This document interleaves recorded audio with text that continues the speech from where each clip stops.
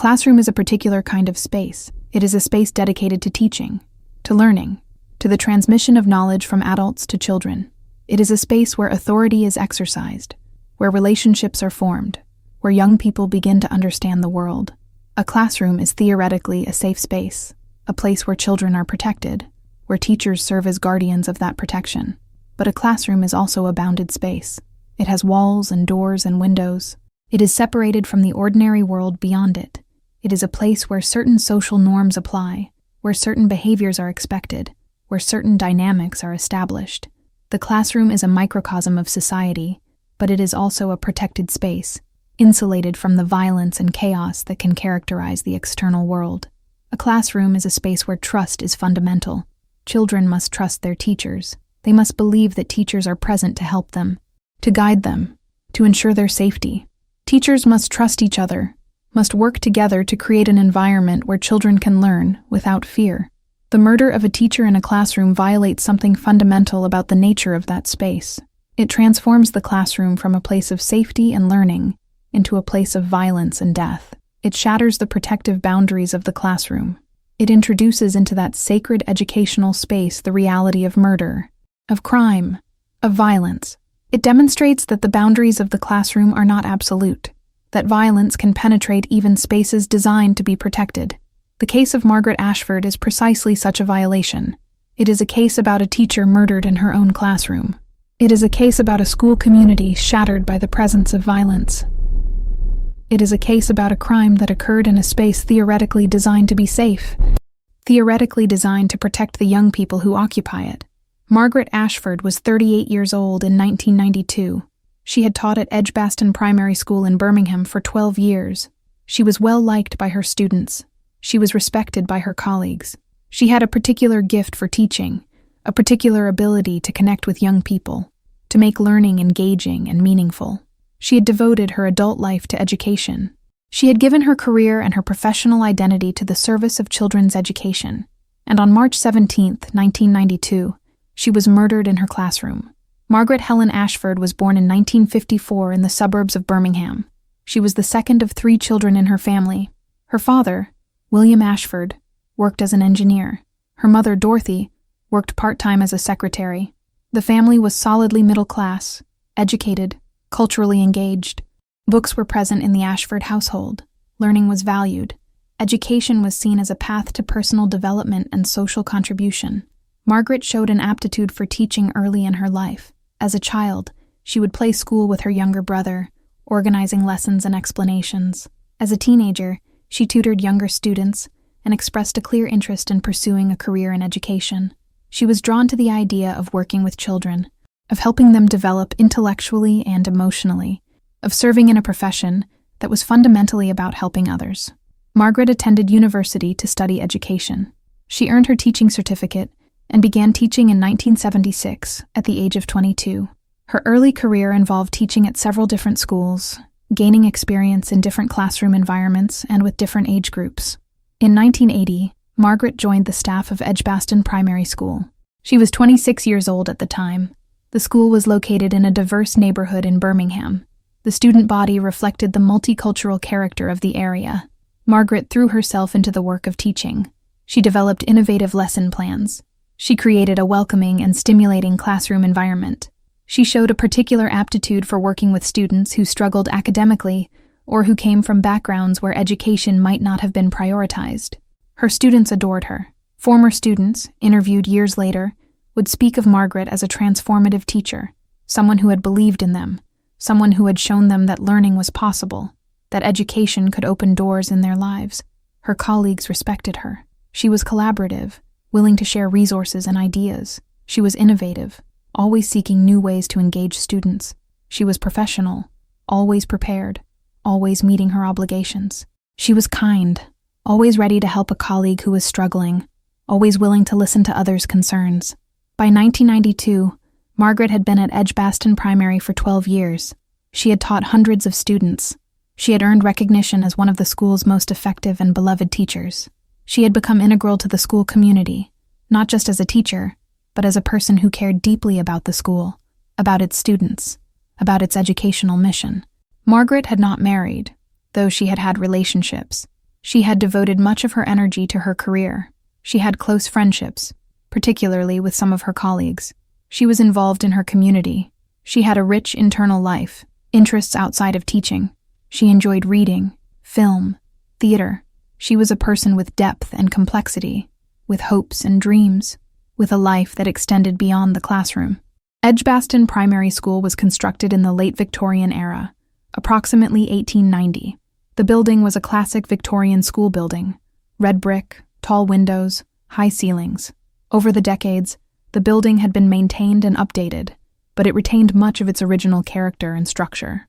The school served students from ages 5 to 11, covering the primary education years in the English educational system. The student population in 1992 was approximately 300 students, taught by approximately 15 teachers, and supported by administrative and custodial staff. The neighborhood surrounding the school was diverse and working class. Many of the families in the area were of immigrant origin, African, Caribbean, Asian, as well as families with roots in various parts of Europe. The families came from varied economic circumstances, though many were working-class families struggling to provide for their children. The school was significant to this community. It was the primary educational institution serving the neighborhood's children. It was a center of community activity. School events, sports days, performances, exhibitions of student work were important community occurrences. The school's leadership in 1992 was provided by Headmaster Thomas Wright. Wright was 52 years old, had been head of Edgbaston Primary since 1985. Wright was respected as a conscientious administrator who was committed to maintaining educational standards while also being responsive to the community the school served. The teaching staff included experienced teachers and newer teachers. There was a mix of men and women, of different ages and backgrounds. Most of the teachers lived in or near the neighborhood. Most had been at the school for several years. There was a sense of community among the staff, though like any group of people working together, there were occasional tensions and conflicts. The school day at Edgbaston Primary began with a morning assembly at 8:45 a.m. All teachers and all students gathered in the school hall. The assembly included announcements, perhaps a brief lesson or message from the headmaster or a visiting speaker. The assembly lasted approximately 15 minutes. After assembly, students and teachers dispersed to their classrooms to begin lessons for the day. The morning of March 17, 1992, began like any other school day at Edgbaston Primary School. The weather was cool but not cold, typical for mid-March in England. Clouds covered the sky, but there was no rain. The morning felt ordinary, unremarkable. Teachers arrived at the school in the early morning hours, beginning around 8 a.m. and continuing through 8:30 a.m. They had keys to the building, which was locked overnight. Each teacher unlocked the door using their staff key and proceeded to their classroom to begin their preparation for the day. Margaret Ashford arrived at the school at approximately 8:15 a.m., as was her routine. She had followed this pattern for 12 years. She arrived early, before the school was fully populated, to have time to organize her classroom and prepare her materials for the day's teaching. Margaret was a woman of habit and routine. This was not rigid or obsessive. It was simply a reflection of her professional approach. She believed that organization and preparation were essential to effective teaching. She believed that a well-prepared classroom was a better learning environment for students. So she arrived early, organized her space, reviewed her lesson plans, prepared her materials. On March 17th, Margaret entered the school through the main entrance using her staff key. She proceeded to her classroom on the first floor of the building, in the same wing where she had taught for 12 years. Her classroom was a welcoming space. Student work was displayed on the walls. Books were organized on shelves.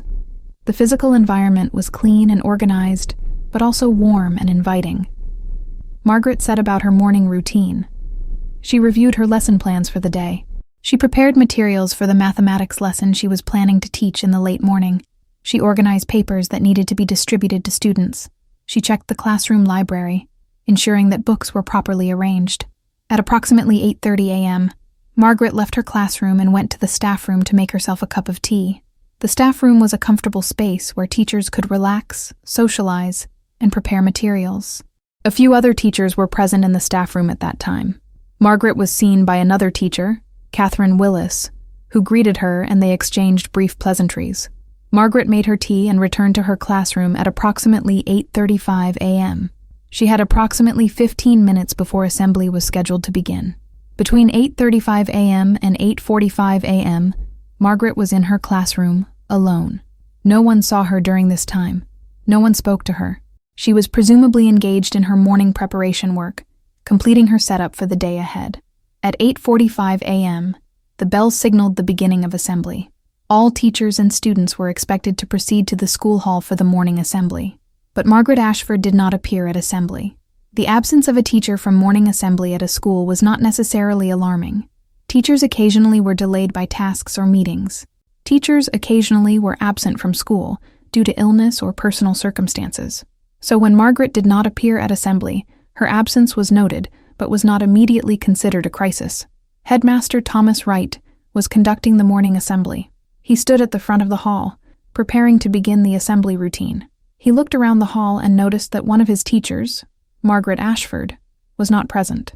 Wright knew Margaret well. He knew that she was reliable, that she was rarely absent or late. Her absence from assembly was unusual. One of the other teachers, Catherine Willis, mentioned to Wright during the assembly that Margaret had not appeared.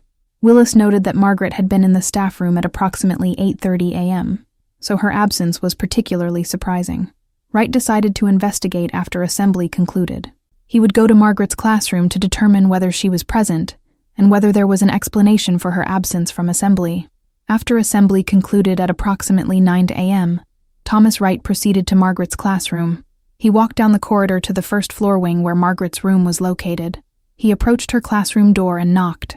There was no response to his knock. Wright tried the door handle. The door was locked from the inside. This was not necessarily unusual. Teachers often locked their classroom doors. But Margaret did not answer when Wright called out to her through the door. Wright called her name several times, speaking loudly enough that she should have heard him if she had been present in the room.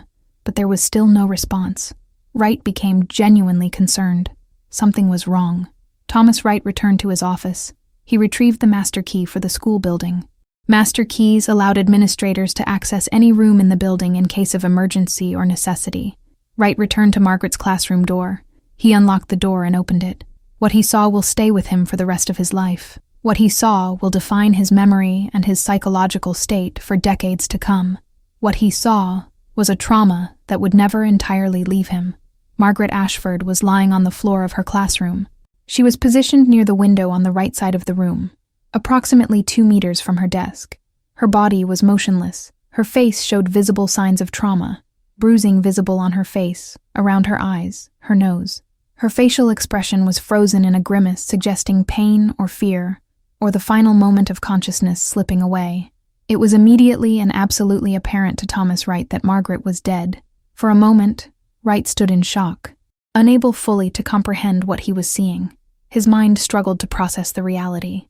This was Margaret, his colleague, a woman he had worked with for 7 years, a woman he respected, a woman he had spoken to perhaps 3 hours earlier in a hallway conversation. And she was dead on the floor of her classroom.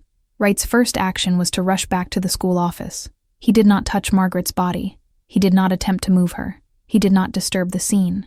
Instinctively, he understood that this was a crime scene, that evidence was present, that the scene needed to be preserved. Wright reached the school office and instructed the office administrator to call the emergency services immediately.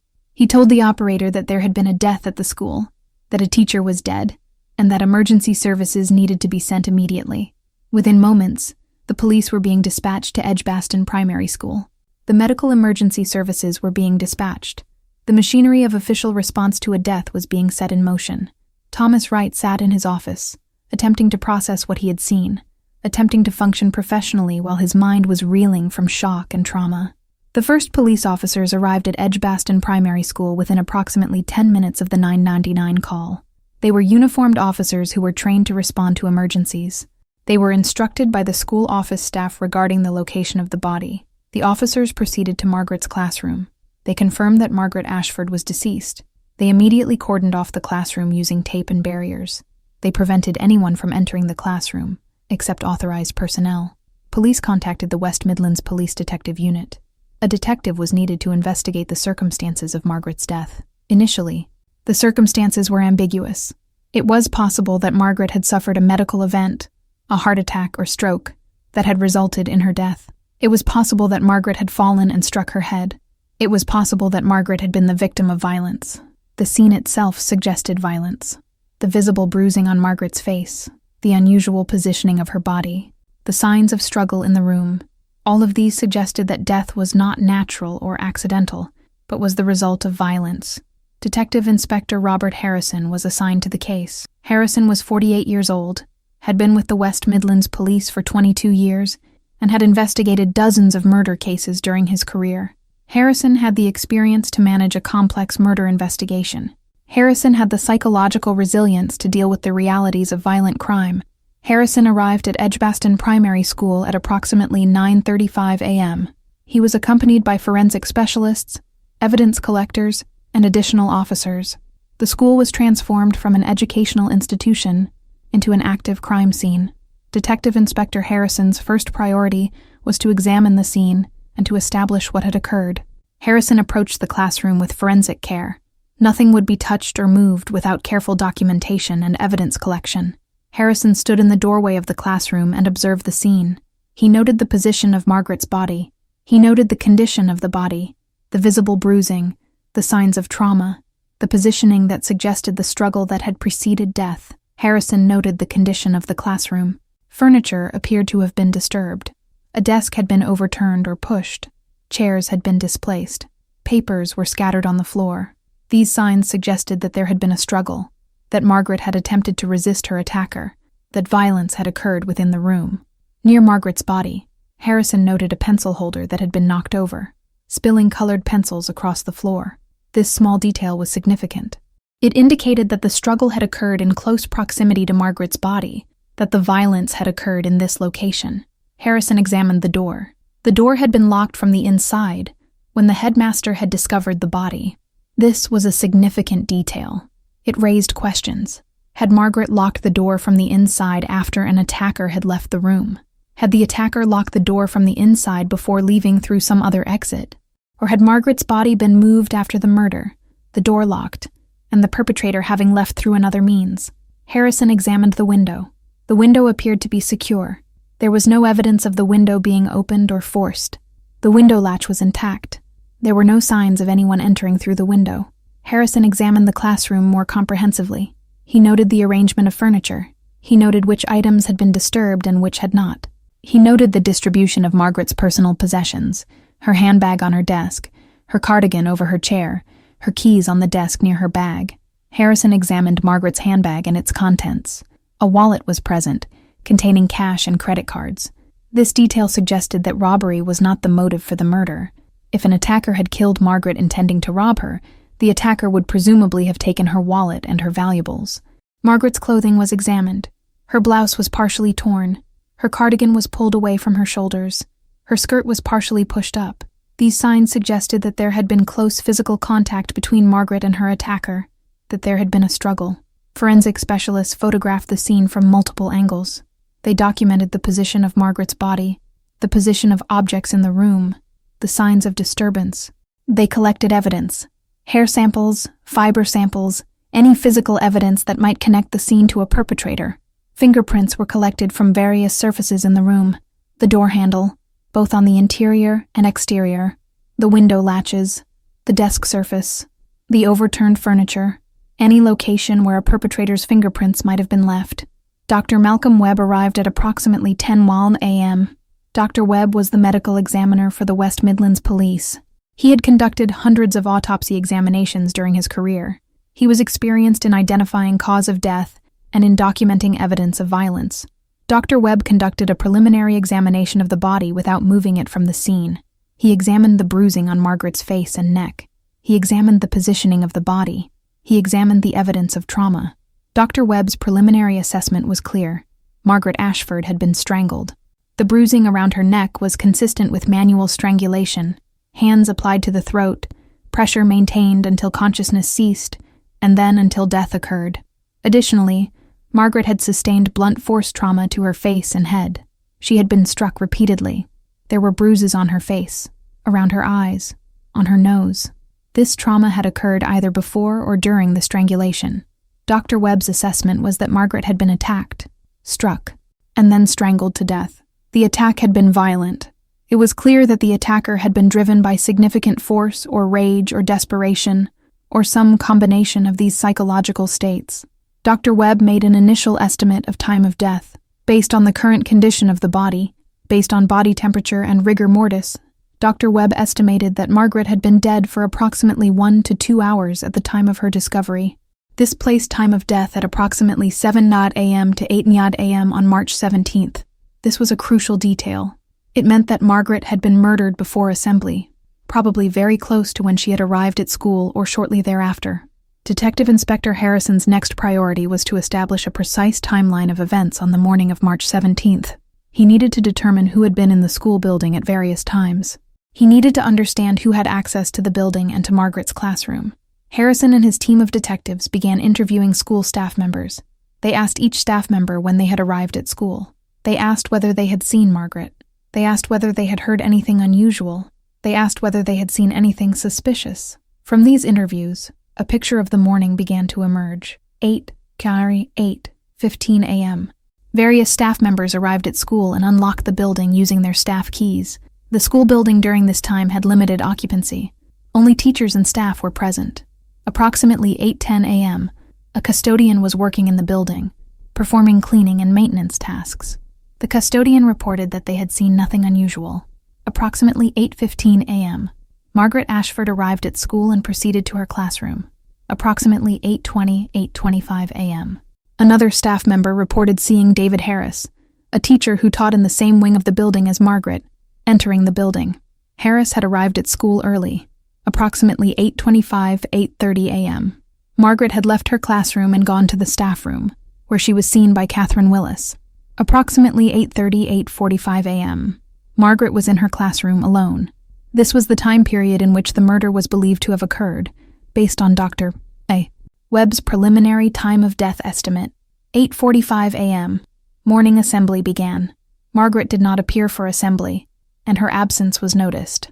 9 a.m., after assembly concluded, Thomas Wright went to investigate Margaret's absence from assembly. Approximately 9:05 a.m., Wright discovered Margaret's body. This timeline placed the time of death within the window of 8:45 a.m., possibly extending a few minutes earlier if Dr. Webb's estimate was slightly off. As Detective Harrison interviewed staff members, a particular pattern emerged regarding one staff member, David Harris. David Harris was 34 years old, had been teaching at Edgbaston Primary for 3 years. Harris taught a class of 10-year-olds. Harris had access to the school building via his staff key. Harris had been in the building on the morning of March 17th. Several details regarding Harris attracted Harrison's attention. Detail 1.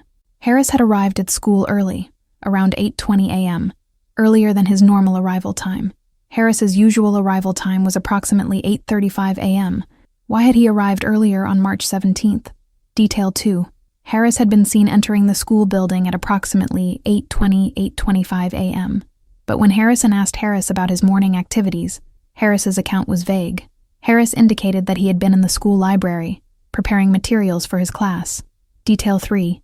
When pressed on whether he had been elsewhere in the school building, Harris's account changed. Harris acknowledged that he might have been in the corridor outside Margaret's classroom. When asked why, Harris provided vague explanations. He might have been checking on something. He might have been going to another part of the building. He was not certain of his exact movements. Detail 4. Another staff member reported that she had seen David Harris in the corridor outside Margaret's classroom at approximately 8:45 a.m. This was significant because it placed Harris in close proximity to Margaret's classroom at approximately the time when the murder was believed to have occurred. When Harrison asked Harris about this sighting, Harris initially denied it. Harris claimed that he had not been outside Margaret's classroom.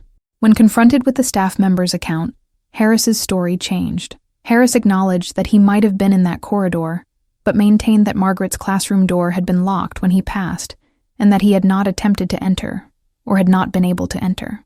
This account created several areas of suspicion. Suspicion 1. Why would Harris have gone to Margaret's classroom? What was his purpose? Harris's explanations were vague, and did not clearly establish a legitimate reason for his presence outside Margaret's classroom. Suspicion 2. Harris's account had changed multiple times when questioned. Initially, Harris denied being outside Margaret's classroom. Then Harris acknowledged that he might have been in that corridor. This pattern of changing accounts was consistent with someone who was being deceptive. Suspicion. 3. Harris had arrived at school earlier than usual.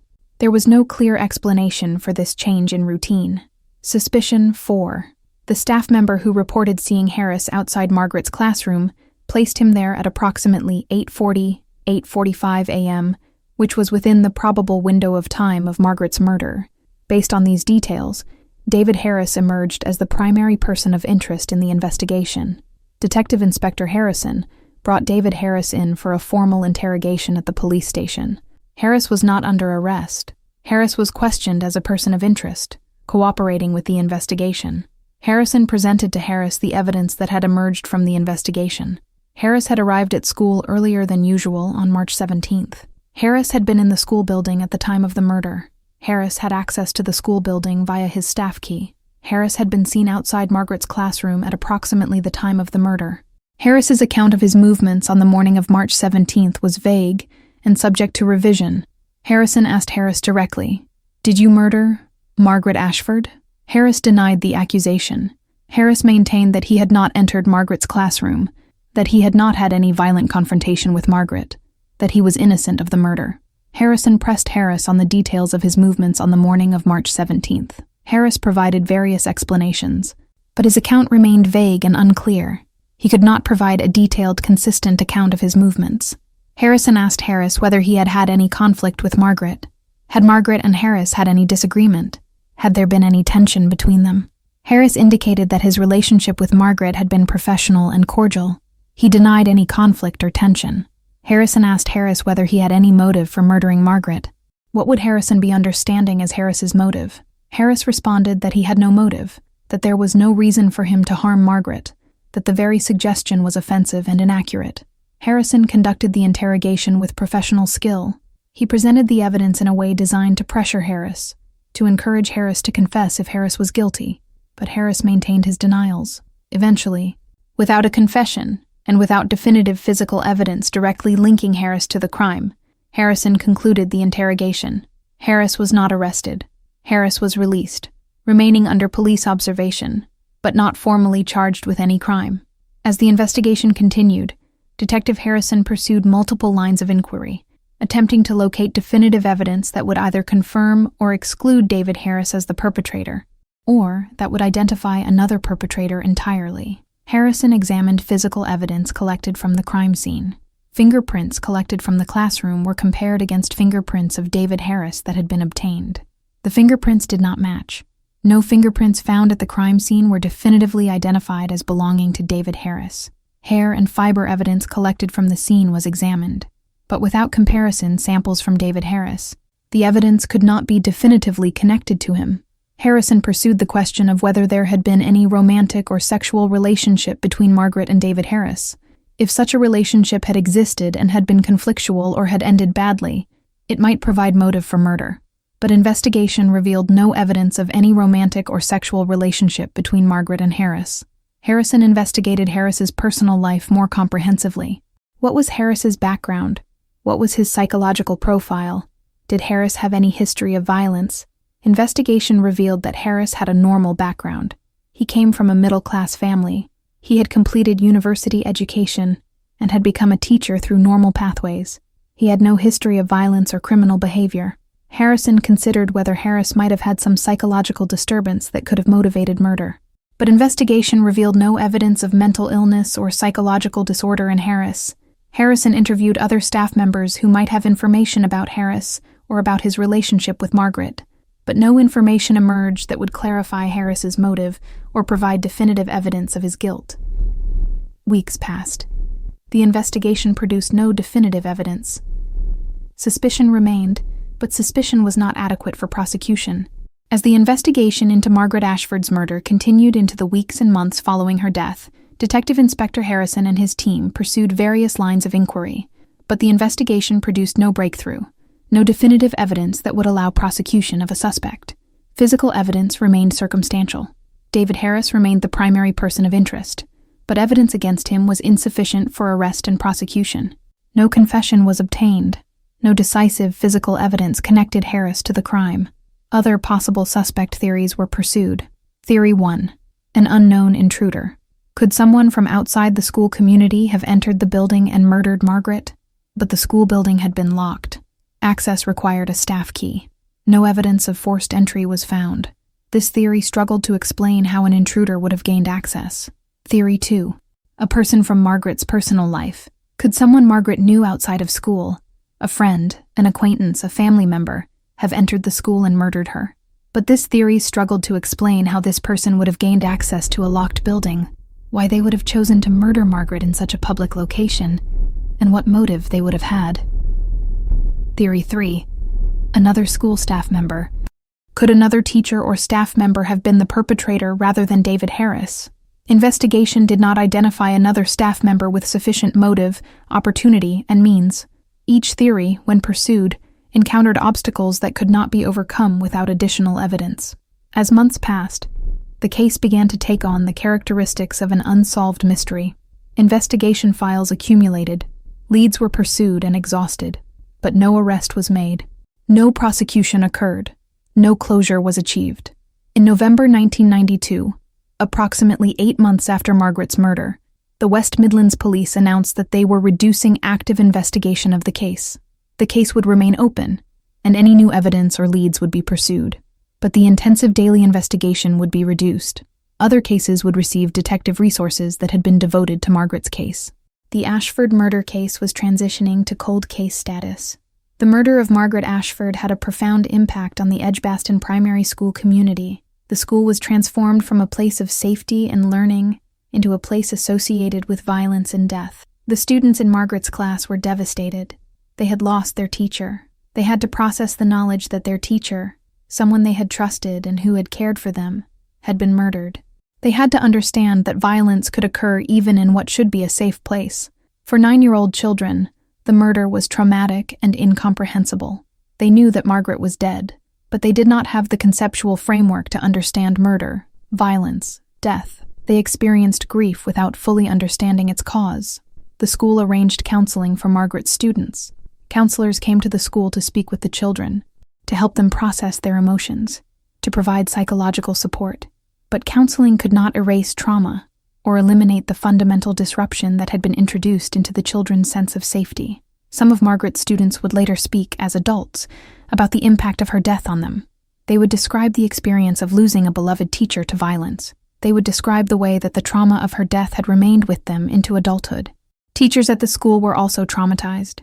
Margaret had been their colleague, their friend, their fellow professional. They had worked with her for years. They had respected her. The knowledge that Margaret had been murdered, the knowledge that a killer might be among them, the uncertainty about who had committed the crime, all of this created a profound sense of violation and violation of trust. Some teachers considered leaving the profession. Some teachers considered leaving Edgbaston Primary specifically. Some teachers did eventually leave, unable to continue working at a place where murder had occurred, unable to shake the sense that the school had been contaminated by violence. Thomas Wright, the headmaster, was particularly traumatized. He had discovered Margaret's body. He had been confronted with the reality of her death, with the physical evidence of violence. He had to manage the school during this crisis. He had to make decisions about how to proceed, how to support students and staff, how to maintain educational functioning while the school community was in shock. Wright would later speak about the impact of this experience. He would describe the difficulty of leading a school community through trauma. He would describe the way that the knowledge of violence in the school had never fully left him. He would describe the way that the experience had changed him as a person and as a professional. The school eventually implemented additional security measures. Doors were more carefully monitored. Staff badges and identification were required. The open nature of the school was reduced, replaced by greater security consciousness. But these security measures could not erase the history. The school remained forever associated with the violence that had occurred within it. David Harris remained the primary person of interest in Margaret Ashford's murder. He was never charged. He was never formally accused. But the suspicion that had attached to him during the investigation never entirely left him. Harris continued to teach at Edgbaston Primary for several years after the murder, but his position became untenable. Suspicion followed him. Some parents began to express concern about having their children taught by Harris. Some teachers were uncomfortable working with Harris, given the suspicion surrounding him. Eventually, Harris left Edgbaston Primary. He relocated to another part of England. He changed schools. He attempted to move forward with his life, but the shadow of suspicion followed Harris. He was a person who had been investigated for a murder, who remained the primary suspect, who had never been formally cleared. The uncertainty around Harris, was he guilty? Was he innocent? Remained. People who knew about the case, who knew that Harris had been the primary suspect, regarded him with wariness and suspicion. Harris would later describe, in interviews conducted years after the murder, the impact of living under suspicion. He described the way that the suspicion had affected his career, his relationships, his psychological well-being. He described the frustration of being suspected of a murder he claimed he did not commit, of being unable to definitively clear his name, of living in a state of limbo, not convicted, but not exonerated either. For Harris, the investigation into Margaret's death defined a significant portion of his life, even as years passed. Even as he moved forward professionally and personally, the specter of the investigation remained. The possibility that he might at some point be charged and prosecuted remained, never definitively eliminated. The case of Margaret Ashford's murder remained in cold case files. The files remained accessible. Evidence was preserved. But years passed without active investigation. In the early 2000s, more than a decade after the murder, the West Midlands Police established a cold case unit dedicated to reviewing old unsolved cases and pursuing new investigative avenues using modern techniques. The case of Margaret Ashford's murder was among the cases selected for review by the cold case unit. The unit re-examined all available evidence. They re-interviewed key witnesses. They looked for new evidence using DNA analysis and other modern forensic techniques. But the DNA analysis that had been conducted on evidence from the crime scene produced no breakthrough. None of the DNA recovered from the scene definitively matched David Harris. None of the DNA identified a different perpetrator. The reinvestigation produced no new evidence that would allow prosecution of anyone for Margaret's murder. The case remained unsolved. Margaret Ashford's parents, William and Dorothy, received the news of their daughter's death as a devastating shock. Their daughter, whom they had supported through university, whom they had watched begin a teaching career, whom they had watched develop into a respected professional, their daughter had been murdered. The murder of a child is a particular kind of tragedy for parents. It violates the fundamental assumption that parents will predecease their children, that the natural order will be observed. It introduces into parents' lives a grief that is permanent and that transforms their sense of the world. William and Dorothy Ashford spent the years following Margaret's death attempting to understand what had happened, attempting to find justice for their daughter, attempting to process their grief. They attended police briefings. They followed the investigation. They hoped that the case would be solved, that their daughter's killer would be caught and prosecuted. But as years passed without resolution, hope gradually gave way to a recognition that their daughter's murder might never be solved, that they might never know with certainty who had killed their daughter. William Ashford died in 1998, approximately 6 years after Margaret's murder, without ever knowing who had killed his daughter. Dorothy Ashford lived longer, surviving until 2005. She spent the last years of her life maintaining Margaret's memory, speaking to anyone who would listen about her daughter, keeping the case alive in her own heart and mind, even as official investigation had essentially concluded. Despite the lack of resolution to the murder investigation, Margaret Ashford's memory has been preserved. A scholarship fund was established in her name at a local university to support education students. The fund was endowed by family members and by people who knew Margaret and who wanted to ensure that her memory was honored through support for the next generation of teachers. A memorial plaque was placed at Edgbaston Primary School, commemorating Margaret's life and her service to the school. The plaque was placed in a prominent location in the school, ensuring that new generations of students would see Margaret's name and would know that she had been a teacher at the school.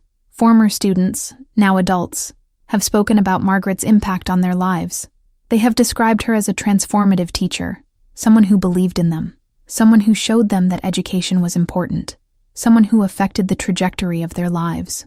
Her colleagues at Edgbaston Primary, now retired or having moved to other schools, have spoken about Margaret as a respected professional, a dedicated teacher, a kind colleague. They have described the loss they felt when she was murdered, the way that her death had affected the school community. Margaret Ashford remains a victim of an unsolved murder. Her case remains a reminder of the way that violence can intrude into spaces dedicated to safety and learning. Her case remains a reminder that justice is not always achieved, that closure is not always available, that some crimes remain mysteries. In the 2010s and 2020s, as DNA technology advanced and as investigative techniques continued to evolve, there remained the possibility that new evidence might emerge that could solve Margaret Ashford's murder. DNA analysis technology became increasingly sophisticated. Genealogical databases became available that could connect DNA profiles to individuals and their relatives. Law enforcement agencies began using these tools to solve cold cases that had remained unsolved for decades. But Margaret Ashford's case presented particular challenges for modern investigation. The physical evidence from the crime scene had been collected and preserved, but additional DNA testing did not produce definitive identification of a perpetrator. The genealogical databases that had been used to solve other cold cases produced no clear matches. David Harris, now in his 60s, remained the person most directly associated with the investigation, but without definitive evidence, prosecution remained impossible. In 2025, more than 30 years after Margaret Ashford's murder, the case remains unsolved. The case remains officially open, but active investigation has essentially concluded. The file remains in cold case archives, waiting for evidence that may never emerge. David Harris, now in his 60s, continues to live with the shadow of suspicion that has followed him since 1992. He has never been charged with the murder. He has never been formally accused in court. But the suspicion that he might have been involved in Margaret's death has defined significant portions of his life. The case of Margaret Ashford's murder represents a particular kind of failure of the criminal justice system. A suspect was identified. Evidence pointed to that suspect. But evidence was insufficient for prosecution. Suspicion was reasonable, but suspicion is not adequate legal grounds for conviction. The school building where Margaret was murdered still stands. It still functions as a school.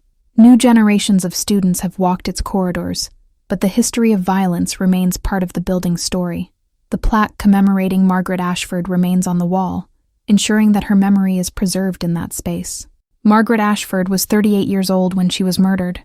She had devoted her adult life to teaching. She had touched the lives of hundreds of students. She had been respected, admired, and loved. And she was murdered in the space she had dedicated her life to creating, a safe, educational space for young people to learn and grow. Her murder transformed that space. It introduced violence into a place of safety. It shattered the assumptions that schools are protected spaces, that teachers are safe. It demonstrated that violence can occur anywhere, that no space is completely protected, that evil can penetrate even the most apparently secure and safe environments. The investigation into Margaret Ashford's murder revealed significant realities about criminal investigation, about institutions, about justice. The investigation revealed that suspicion alone is not sufficient for prosecution. A reasonable person examining the evidence might conclude that David Harris was probably guilty. But probably is not the standard for prosecution. The standard is beyond reasonable doubt, a much higher threshold. The investigation revealed that physical evidence is crucial in criminal prosecution. Without definitive physical evidence, fingerprints, DNA, a confession, prosecution becomes extremely difficult, sometimes impossible.